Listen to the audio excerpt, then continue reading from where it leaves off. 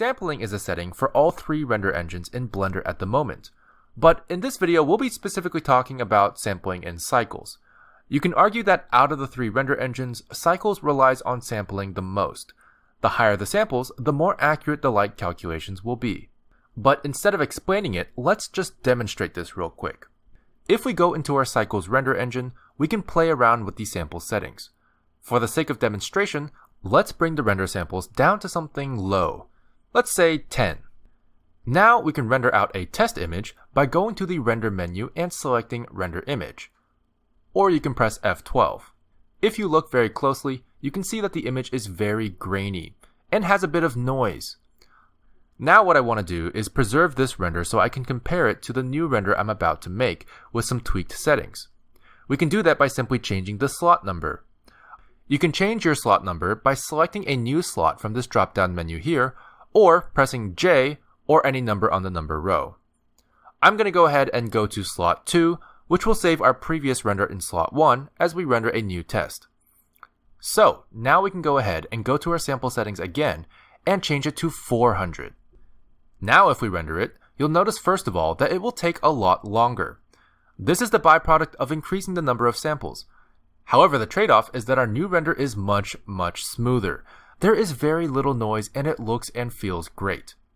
This is the difference between low samples and high samples. However, not every person or project will be able to afford the longer render times for higher samples. So let's say if we absolutely have to render a project with lower samples that has noise, what would that look like? Well, we can simply shorten our playback region to be about 10 frames or so and render out some tests. Let's bring our samples back down to 10 and hit Ctrl F12 to render an animation. As you can see, there is definitely noise in this animation.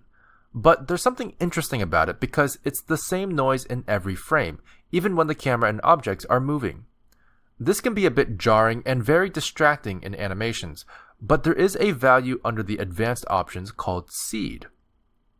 Seed is basically just another word for randomizer, as it provides random algorithms that can be re-referenced with a seed index. But anyway, this seed is what drives the random pattern of our noise in our render. If you prefer not to have the same pattern of noise in every frame of your render, simply press the clock next to the seed value.